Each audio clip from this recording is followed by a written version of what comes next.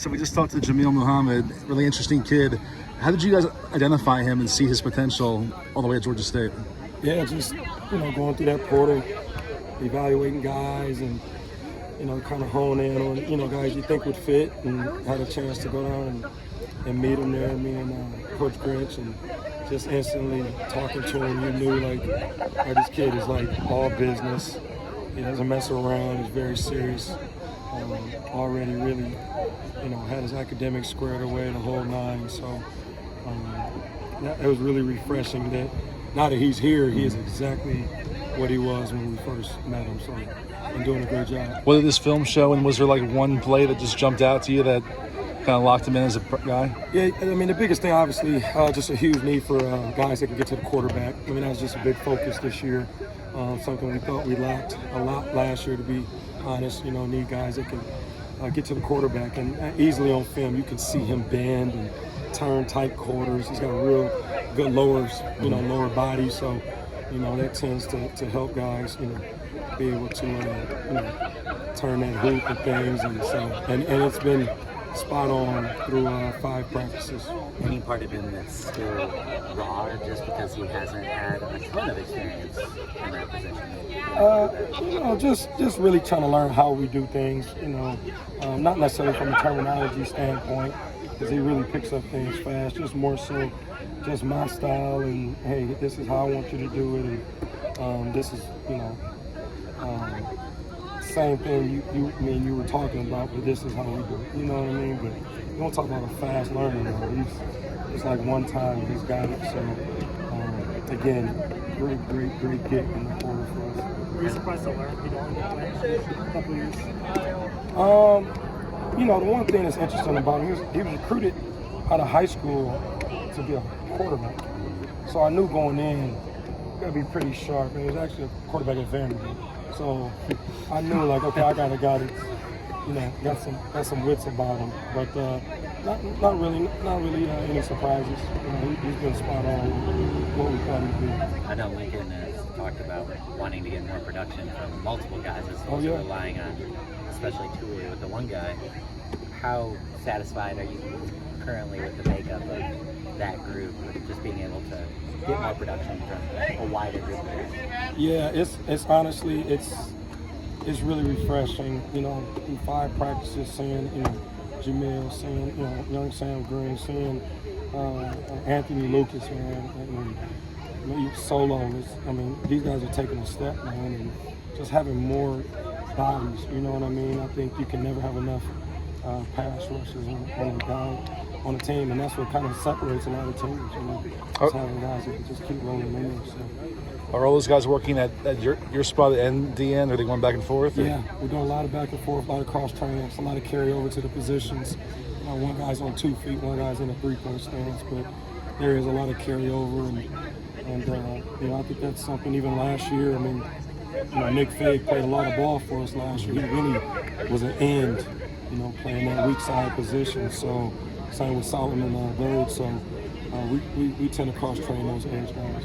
Outside of noticing the lack of getting the quarterback that you mentioned earlier, what are some of the other things that you noticed from last season about the defensive line? Well, it's first year, so you're going to notice a whole lot that you want to improve on.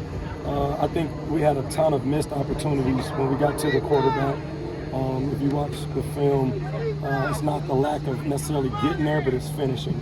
And so one of the big things we saw in film was that we weren't kind of getting under control once we get back there, and so we really tried to focus these early days on, your footwork, long stride, short stride, shuffle, shoot, get under control as you get back there, and then focusing on where we're attacking the quarterback. A lot of opportunities, we were too high, slipping off of guys, grabbing around the waist, or even higher, and so we just had put a lot of emphasis on body position at the point of contact, and just how we finish at the ball. So, and I think it's been paying dividends. It's practice, but we've been seeing some good positive steps that way. We talked to Alex on Tuesday, kind of about just the aftermath of the bowl game and how you guys processed all that. What do you recall from coming off that game, and when you guys got back together, how you made sense of it, moved forward, all that stuff? Yeah, obviously it was gut-wrenching. you know, really hurt for those seniors and those guys, you know, playing their last games. You can, you know, obviously would understand having the type of year we had. We want to finish, you know, and so we didn't get that done. So that starts with us as coaches. We take full ownership in that, and as you said, you know, we look each other in the eye just like any season. You know, had we even won that game, we're going to look ourselves in the eye and say, hey, what are the things we can do better going forward? And those are not fun conversations. Those are not, you know, hands around each other meetings. Those are very brutally honest interactions with us, and we trust each other. We've been in this thing for a while, so we understand that's part of it, and we understand it's our job ultimately to get whatever things need to be corrected, you know, and so it's a challenge. So we all step up to it and embrace that, and you know, and the other part is that, you know, we also understand that, you know, year one, man, you're trying to get a lot done in year one, you know what I mean? And, you know, I think that, I don't know, you know, if the outside people thought we'd be sitting there 11 games, chance to win the Pac-12 championship, chance to go to the playoffs, and so, you know, those expectations change as that year goes on, again, on the outside. And so, but, you know, ultimately, we're excited for year two, excited to go back at this thing and added some pieces, and, you know, some guys improved from year one, and us as coaches improved, and so it's exciting. Let's do one more. I know you talked about a lot of guys cross-training. Yep. You've gotten pretty used to not having a ton of edge rushers over there, it seems like.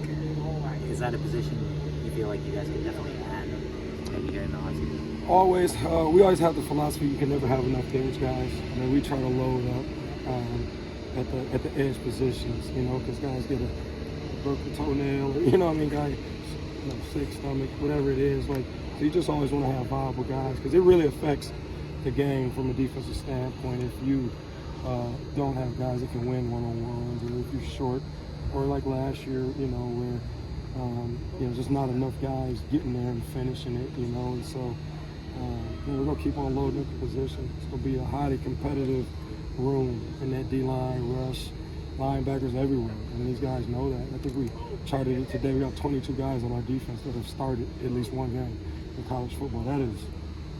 That's phenomenal. Like, that's a competitive group, you know, if you look at it from that standpoint. So the expectation and the standard is really high this year. And so we're gonna go at it with everything we have. Thank you, Coach.